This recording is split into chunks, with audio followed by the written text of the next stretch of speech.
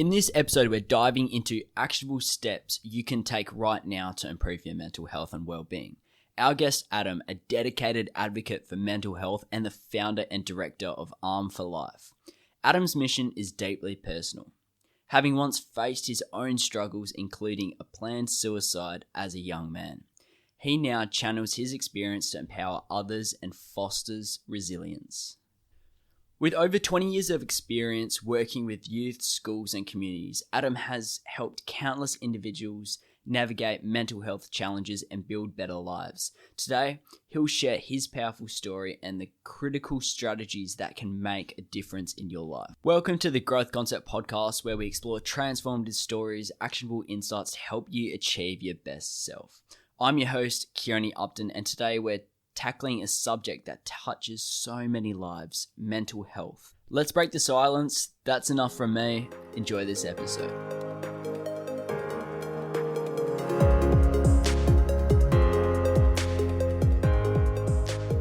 Welcome, Adam, to the Growth Concept Podcast. Thank you so much for coming on this episode to share your wisdom and expertise over mental health, with it being such an important topic these days. Thank you very much. My pleasure. Thanks for having me.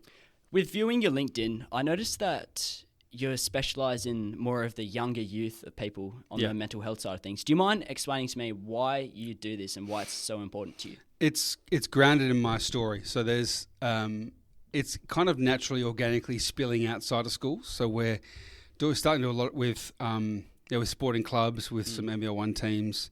I even had conversation this year with Western Force. So it's kind of, and then some corporate presentations as well. That's all spilling out, and I like that because it's new and fresh, because I've been doing it for so long.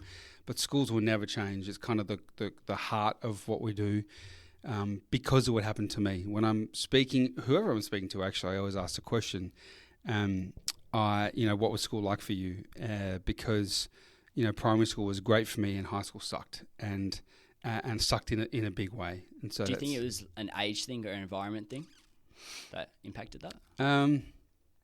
It was probably environment mostly, because beginning at primary school, I was the fastest kid for 4 years, and so everyone likes the fastest kid in primary school, and that was good. Whereas there was stuff happening outside of school that meant that I was really struggling and experiencing some emotional abuse, etc. And so I wasn't in a good place at all, finding my identity and my value in running, and then I lost it in year 4 because of stress and eczema in the family. And so I had bubbles that covered both of my feet, so I was given cortisone tablets or injections. Mum and Dad told me different stories. So being on the roids in year 4 doesn't end well for anybody. So I doubled in size, lost my speed, my popularity, the bullying started, and it kind of began to spiral out of control from there and got worse in high school. So environment definitely. So with all that process, would you say that high school transition was one of the toughest times when you were growing up? Yep. Yeah. So 45 years old now, I've struggled with anxiety and depression for 15 of those 45 years. The longest period was high school, and potentially the worst, if not, probably equal with another period in my 30s.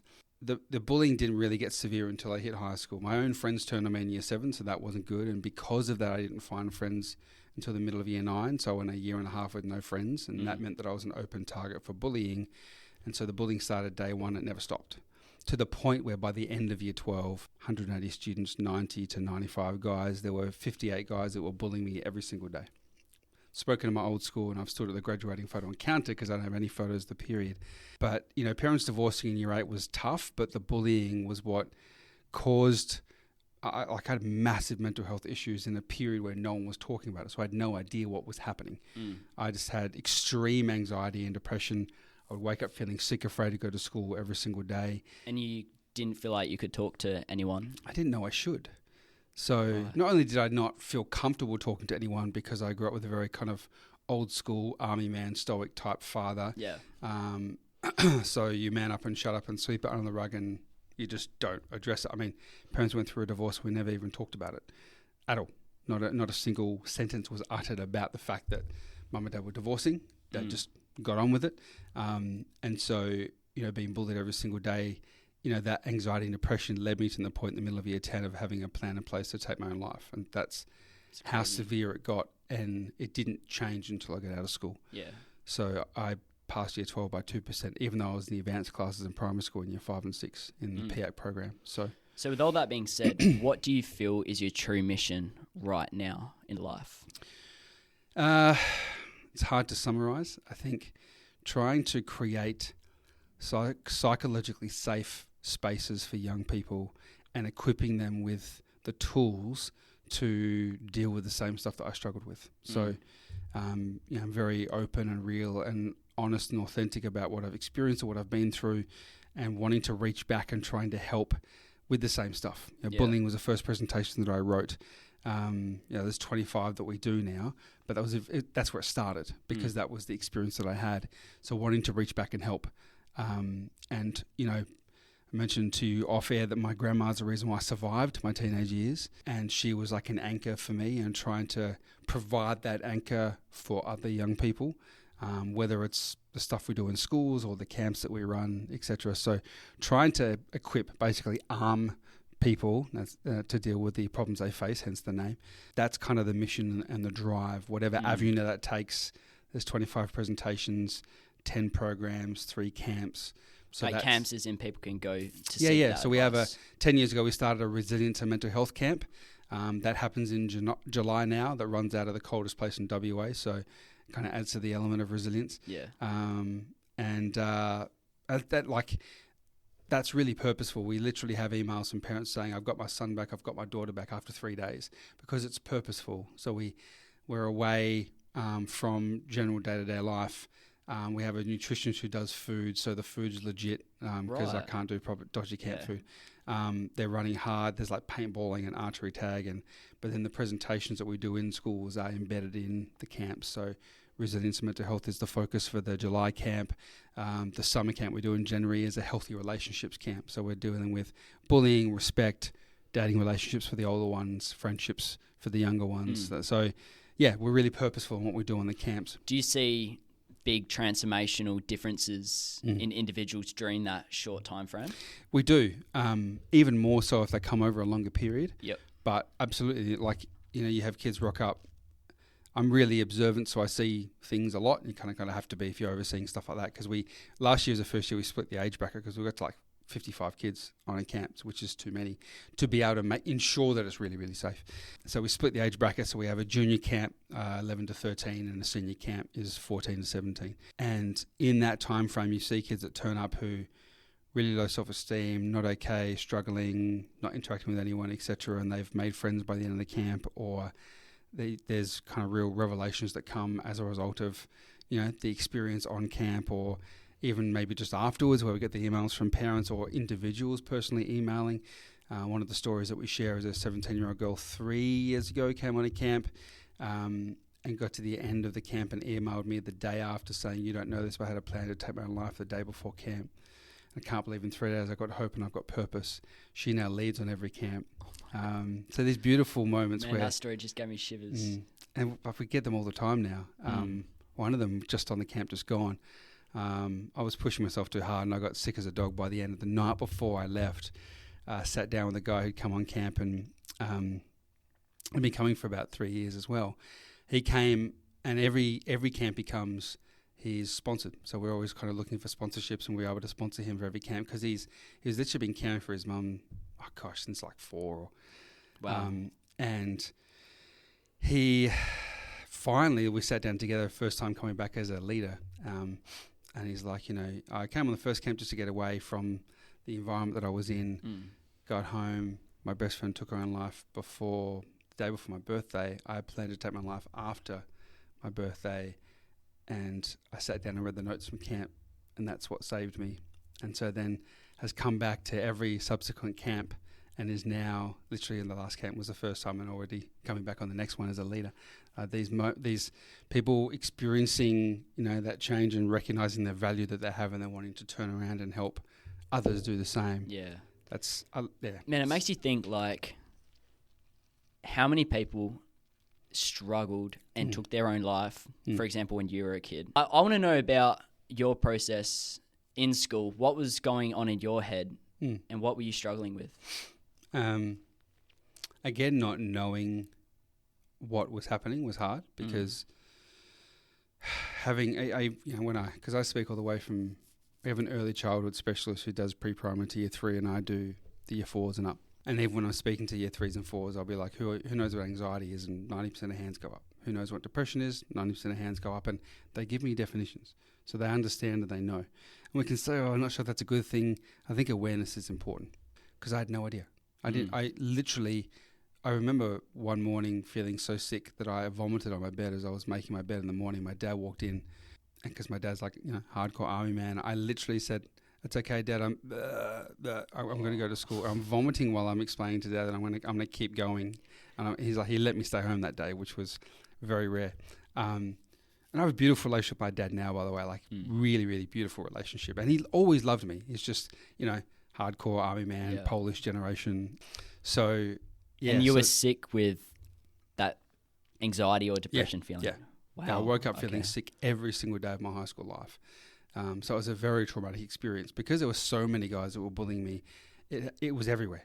So every class, every break, there was, and then I get home, and because parents divorced and mum left and dad disappeared into work because that was his identity and kind of his escape, and I'd get home and my grandma would be making me dinner, and then she'd leave and go home and look after her sick, her partner, my granddad, who had Parkinson's at the time.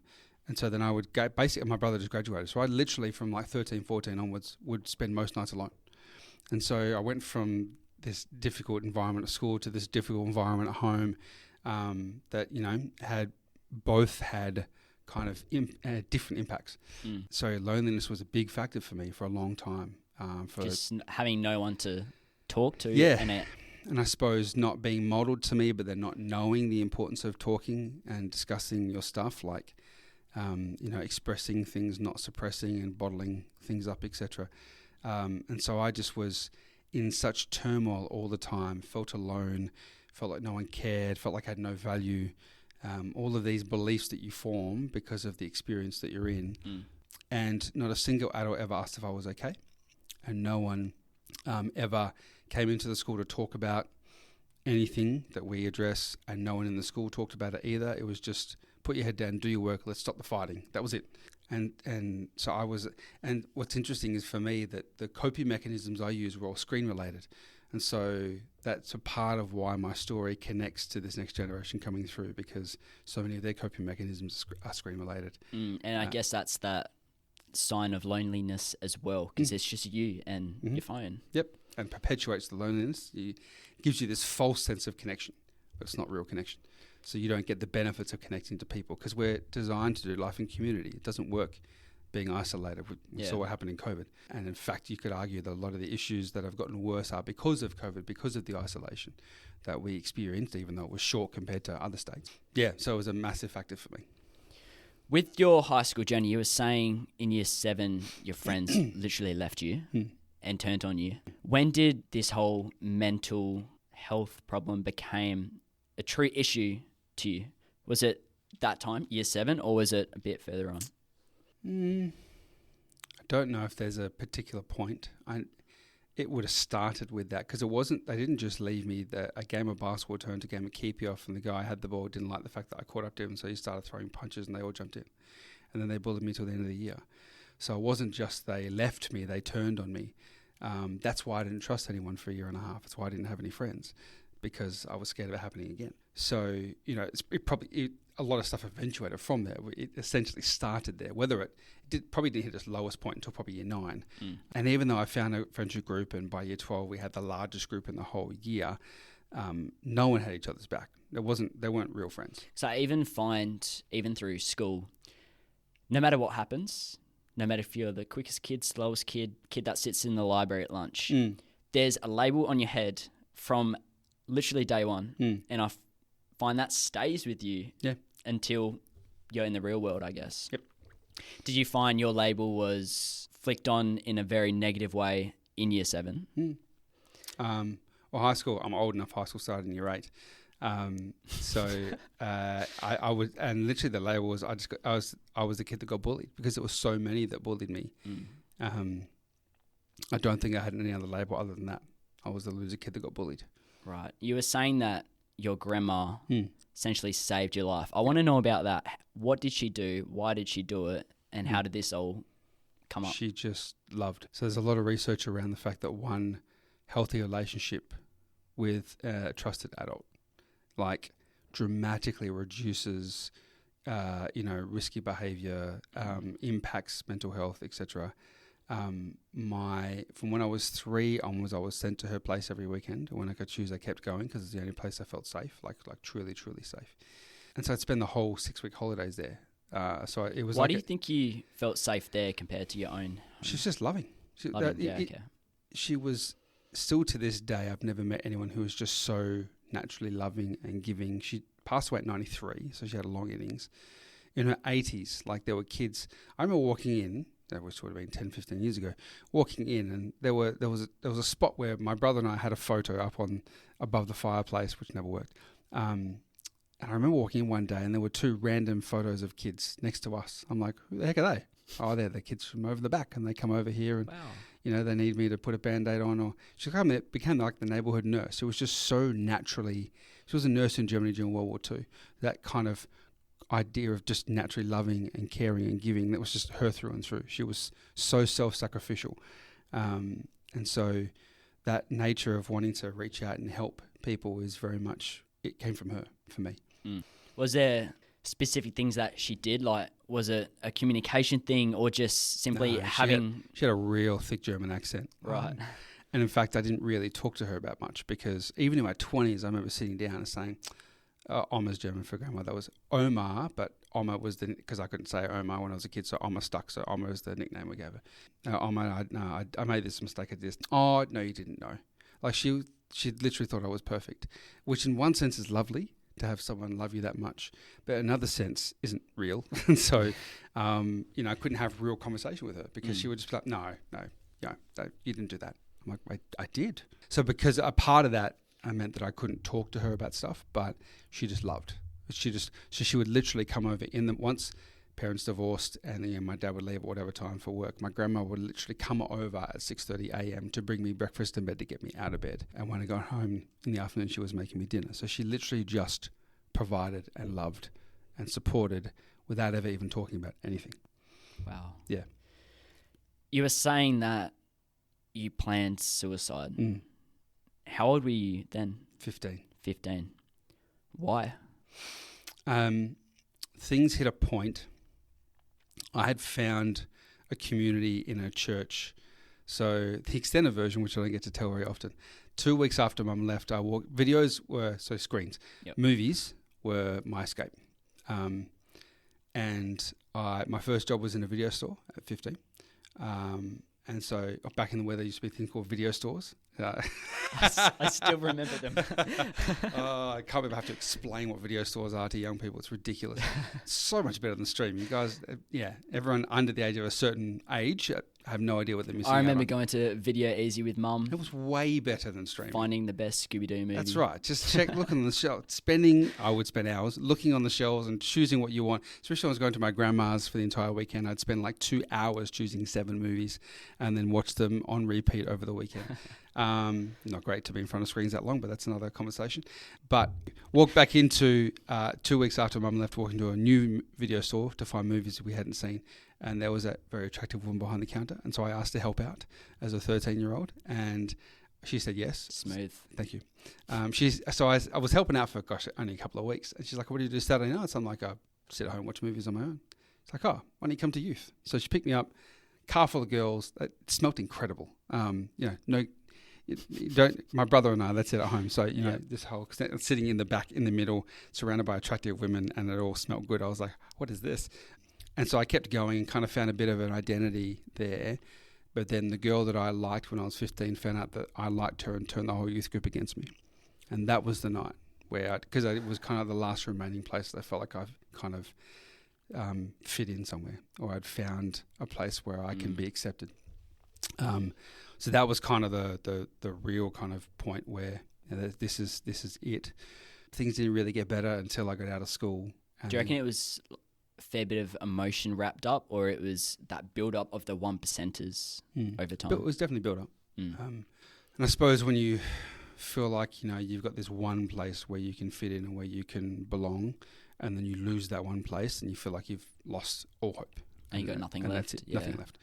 Didn't have friends, didn't connect to anyone in the family. My lifeline, in a sense, was Sandra, her name was, who would pick me up and take me to youth. And there was no... Sorry, is youth a community group or something? A youth group in a church. Okay, yep. Yeah. Gotcha. And I just, because it was my last remaining lifeline, so then I stopped going for a year or two, and eventually kind of came back. I stayed connected to Sandra to a degree, but stopped going. Yeah, so that meant that things kind of got worse. Yeah, right. I wasn't taught about mental health much growing up in school. I didn't have anyone outside of school come in and talk about it. So I found mentally I was okay in school, but obviously with people finishing school, not knowing a sense of direction, some people drift away from their friends, family, that awkward transition, as you would probably know, with school, adulthood. What would be your guidance for an individual, a young individual just finishing school? Because obviously there's therapy and stuff like that, but I hear a lot that it's bloody expensive. It is. And there's big wait lists as well. Where do you go if you're not prepared to lash out $200 on a 1 hour conversation with someone that's not guaranteed? Yep. Like, how? I think it's good to note, firstly, that you can go to a GP and get like a mental health plan, which does make it cheaper.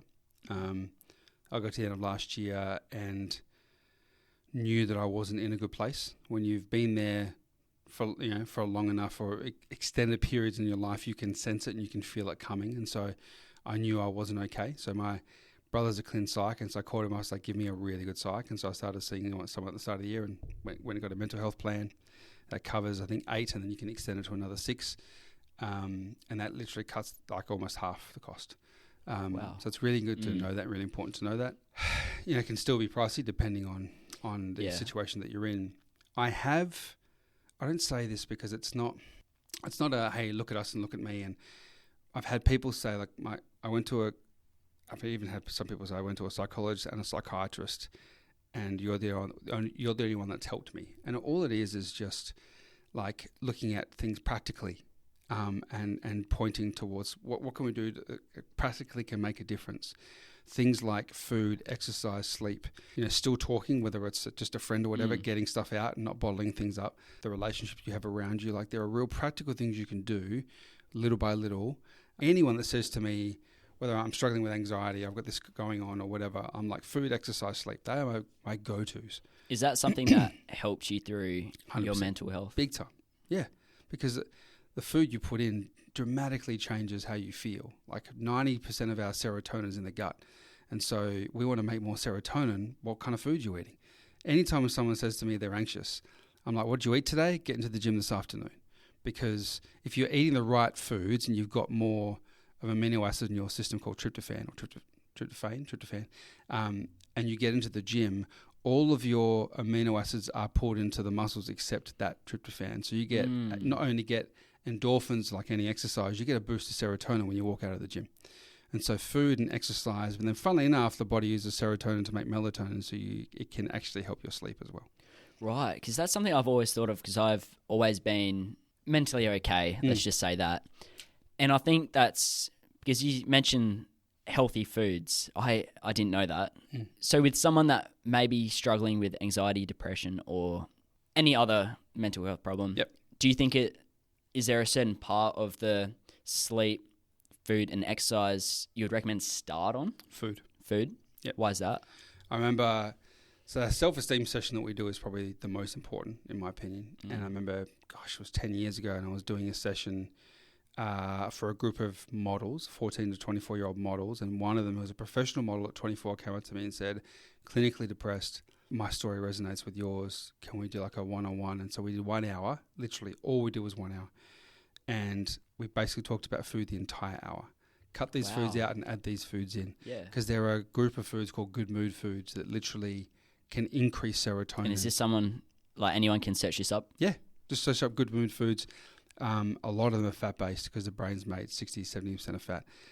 There are certain foods to reduce, and some people are more sensitive than to others, but gluten, sugar, dairy, and to reduce, not to completely cut out unless you have a serious condition. And then adding in certain foods, and looking at like a meal, for example, and the plate being 50% nutrient dense carbs, but then like really good sources of protein, because the tryptophan's in the protein, especially meat. It's hard to get it with the outside of meat. There's ways. And then like 25% fat. And so eating that way and having certain types of foods. And she literally in 3 days texted me and said, thank you so much. I'm on the way to the gym. I'm going to put it with my psych this afternoon. That will always stick with me, because it's such a practical example of changing the food that you're eating in 3 days changed the nature of how she felt. And it's, you know, you think about the fuel that we're putting into our body. The analogy of fuel makes a massive difference. Even like the amount of processed foods these days is scary. Yep. I want to touch on sleep. Uh-huh. How many hours do you think a young person should be getting a night on average? Because obviously it depends on the person, etc. Depends on person, depends on age. I can't think off the top of my head the exact amounts that are prescribed, but if you're just aiming for 8, because it's kind of 7 to 8 or 8 to 10, or if you're aiming for 8 and you're getting 8, there are 2 periods at night time. Having a 9-month-old at home and being the CEO of a business means that, you know, I've been working till about 12 o'clock every night, so I'm missing out on some of these key periods, and that won't be a forever plan. But 10 p.m. to 2 a.m. is where the body and brain repairs itself. So 2 a.m. 10 p.m. to 2 a.m. 10 p.m. to 2 a.m. I think it's 10 p.m. to 12 a.m. is where the body repairs itself, and then 12 a.m. I've been listening to podcasts for 10 years. Yeah. Back before podcasts were cool. Someone put me onto a book called The Mood Cure, which basically talked about the psych in the States, was talking about how the bad mood epidemic sweeping the world is because of the food we eat. So the Mood Cure by Dr. Julia Ross is worth reading. That changed my whole perception. And then I was put onto a podcast called Underground Wellness. American guy named Sean Croxton, who was like, yo, what's up, yo, like that. But he would interview guys who've been studying their fields for 30 or 40 years. So he did an incredible job at unpacking all of this stuff that is now kind of becoming mainstream. But I remember a podcast saying that it takes about 7 years of what we're talking about here. It'll finally become mainstream when people start talking about it, and even GPs will probably start recommending some stuff. And so like something around, like all the stuff around sleep I've heard for the last 5 or 10 years. And so you have circadian rhythms where at night time your melatonin is meant to be high, cortisol is meant to be low. People who can't sleep, it's usually in reverse. So cortisol is high, melatonin is low, then they tend to feel groggy in the morning. So if we can't go to sleep, there's all of these, we got a whole session on sleep. There's all these practical points that you can do. It'd be good to touch on a future episode just specifically on sleep, because I feel like it's a massive topic. It is. Yeah. It is. Especially if you struggle to sleep. I could lie on the floor and go to sleep right now. And I've always been like, well, not always. Ever since probably the last 15 years, I've been like that. Yeah. And this is from a teenager where I'd lie in bed until 12 a.m. and couldn't sleep as a kid and a teenager. So you can shift it and you can change it. Things like changing the temperature of the room, blocking out light, getting off screens, getting red light because red light stimulates melatonin, adding magnesium because we're all deficient in magnesium makes a massive. I've literally had principals go, oh my gosh, you have changed my world, because I recommended one single product that you can get from a naturopath that has high levels of magnesium, and it's got to be powder. So things like that. There are things you can do to change. So many little things that exactly, could implement. And it's all the little 1%ers, food, and then exercising, gym 3 to 4 times a week. Hell yeah. You know, and then sleep sometimes fixes itself when you fix the first 2. But this all makes a difference, and I know people that I'm one of them.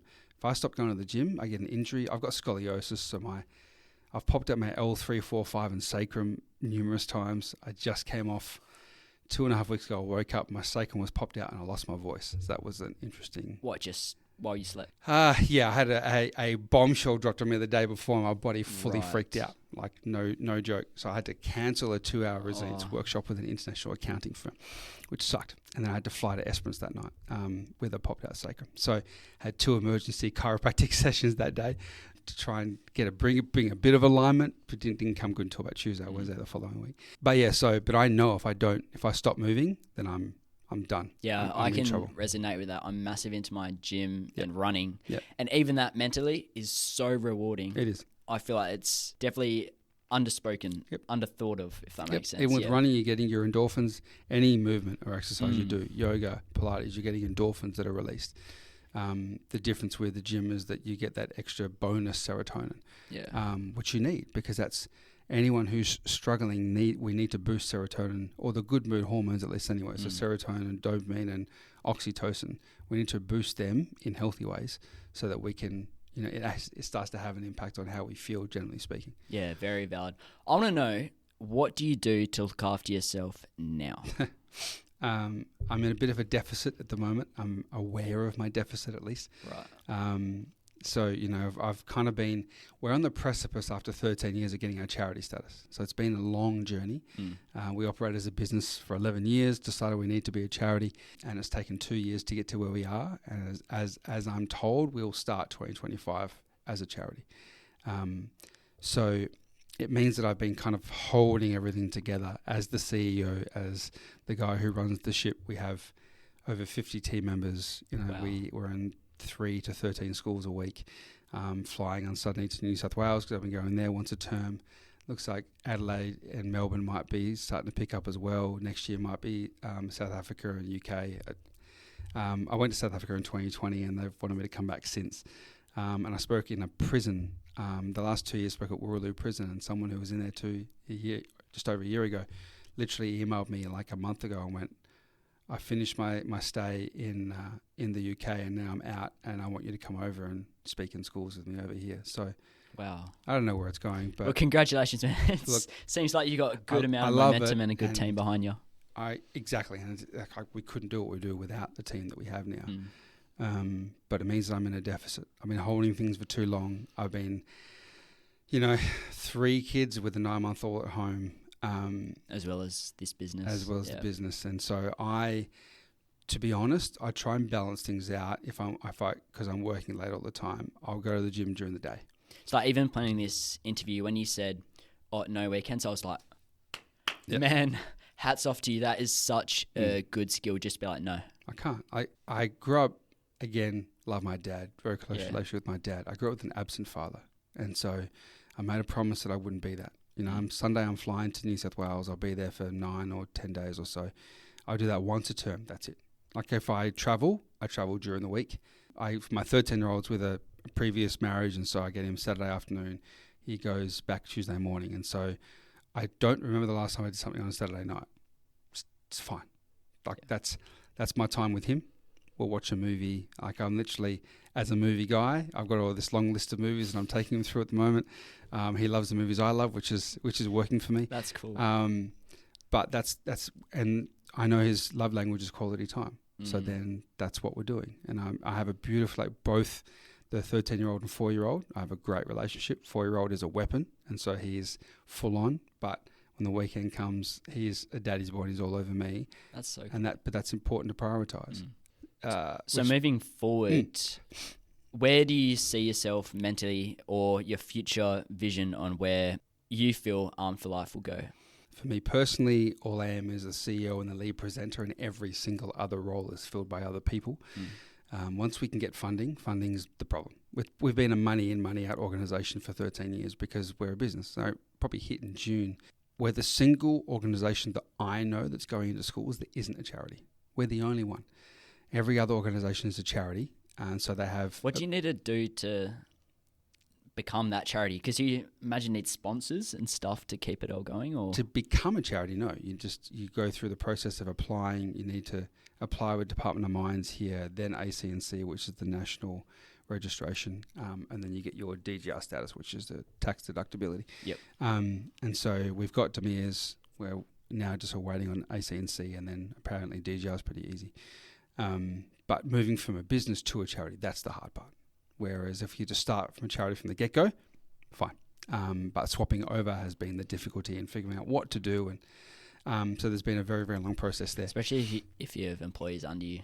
Imagine that process might be a bit tricky. I think so. I think it's more establishing a board and blah, blah, blah. And it's all, there's bits and pieces.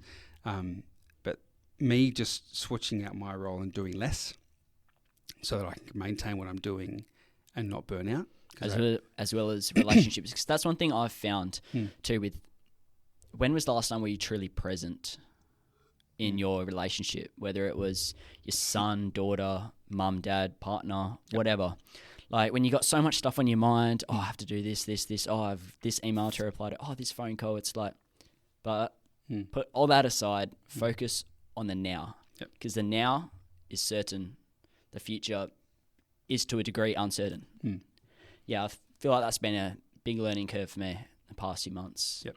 I think I like the concept of a journey. We're all learning, we're all growing. No one ever gets there, no one ever makes it. And I think something about, obviously what they refer to with being present is that when you spend time in the future, you tend to be anxious. You spend time in the past, you tend to be depressed. Mindfulness is about being present now. It almost has to be a conscious choice because we get pulled in those directions all the time. I know I do. And so being conscious about being mindful and being present. As you were saying, that awareness too. Yep. Self-awareness is one of the most powerful tools that we can possibly have because it means that you are aware when the anxiety comes, when the depression comes, when I'm not being present, and if someone kind of brings it to you, if you have awareness, you kind of sit with it and go, is that true? Oh, it is true. Yep, I need to change that. This may be a dumb question. How do I be more aware? Practice. Journaling. I've found my awareness more through counselling and journaling are kind of similar in a sense where you're kind of getting stuff out and figuring yourself out as you get it out and as you go. Mine kind of an incredible counsellor at 24, a decent psych at 35, and the psych I started seeing at the start of this year has been incredible. That process of getting stuff out and becoming aware happens when you're talking and getting stuff out, but if you have a good counsellor or psych, then they can kind of help you a little bit as well. And then, what about this? And have you thought about this? And that brings awareness. Because once you become aware of it, awareness isn't enough because then you've got to act on it and try and change things. But that awareness is really key. And some people, good thing about self-awareness is then you become more aware of others too. And some people have no awareness of others so they're probably not very self-aware themselves. Yeah, good point. With going into so many different schools, traveling very broad, what do you feel are a few of the most common mental health problems you may see? Look, I think we know how prominent anxiety and depression are now for everyone at every age.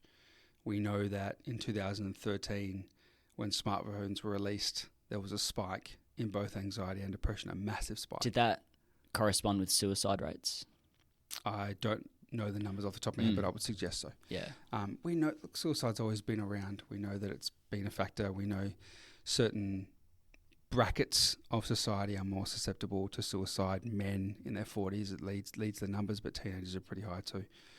And the reality is that, there's a psych in New York named Dr. Nicholas Kardassis, and he's written a book called Glow Kids, and he talks about how brains aren't ready for interactive screens till 12. So we have, he's got 1-year-olds in his office unlocking phones. There's a massive problem and look, parents do the best that they can do, but the reality is that some parents give screens over as a babysitter. And so from a very, very young age, TV, and Dr. Kardassis says TV is not the problem. We all grew up on TV. It's the interaction with screens, and you probably include gaming in that too, where you're interacting with what you're looking at the screen. That literally changes brain chemistry and has an impact on brains. So you definitely see that relation between that device usage and depression, anxiety rates. It's a huge connection point. Right, okay. There's a reason why our camps are successful, because on this first morning I put a bucket out after I do a screen addiction presentation. So put your phone in the bucket if you want 500 points for your team. And 90 to 95% of people put their phones in the bucket. They don't die in 2 days, funnily enough. They're okay without their screen for 2 days. Yeah. The remaining 5% just get nothing from the camp because they're glued to it, because they're fully addicted. That's so scary, man. Yep. Especially with how addictive TikTok, like all these reels that are coming up and stuff. Yeah. The concept of doom scrolling and going down that rabbit hole and spending hours at a time in front of that screen. Again, we have to bring more awareness to it and be purposeful about spending certain time away. I unfortunately have to be on my screen for work and for business. I try and be off it as much as I can. For someone who may be struggling with anxiety, depression, or another mental health concern, definitely lowering screen time rates would help. It's a part of it, yeah. Yeah. I feel like we're bouncing over the place a little bit because there's so much to touch on in a short space of time. But the reality is that it's not going to make anything worse. Yeah.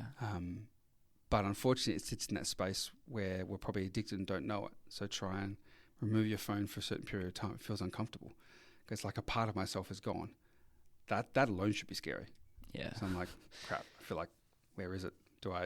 And for me, it's more, I tell myself it's more that I'm not contactable by my team or by my family or by my wife. But the reality is that it's more than that. It's an extension of us, and it shouldn't be that way. We need to get to the point where it's not, where it's charging outside of the room, where it's, et cetera, et cetera. My phone, people complain all the time. I tried to call you and I couldn't get you. My phone goes on airplane mode if I'm not using it. Yeah. And because I'm then fully detached from it, it's fully on airplane mode. Absolutely, it's in my pocket because, I've got to... Even those vibrations, like, I have to say I'm guilty. Think, like, your brain thinks your phone's vibrating in your pocket. The phantom vibration. Yeah. And then you check it, like, oh, I got a notification. And you look at it and it's like, no notification. You're like, oh my God. Yep. That is bad. And look, this is not the podcast for it, but, there's a whole conversation about the fact that, Wi-Fi impacts prostate cancer, et cetera, because it's in our pockets all the damn time. Why does it impact guys more than females? Because we wear it in our pockets and women don't. That's my personal theory. So it's always on airplane mode for me, in my pocket. Yeah, very valid. To wrap things up, if you could go back to your younger self, whether it's your year 10 self, graduating school self, what advice would you give yourself and why with the knowledge you have now? 3 things. One is that you're valuable. I didn't believe that until I had this turning point when I was 18. And I legitimately thought I was worthless. No one would miss me if I was gone. The kind of things you hear from someone when they have a plan to take their own life. Every single person is valuable, and I find myself saying that every single presentation that I run, trying to instill the fact that you have value, inherently have value, regardless of what people have said to you or what you've done, doesn't change the fact that you are valuable and you are worthwhile. And the second thing is that you need to get help. You need to talk to someone about it. It is healthy and normal for a functional human being to talk about the stuff that they're going through. You don't deserve to be treated this way, because we internalize things. We take it on and kind of think that we believe we deserve how we're being treated.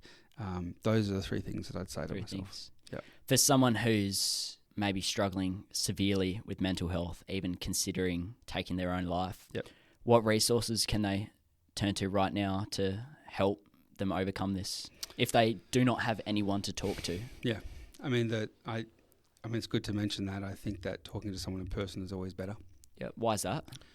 It's something about the connection thing. So being online, being on the phone, it's not a real connection. Being face to face with a person and being in proximity, you I think has a greater impact.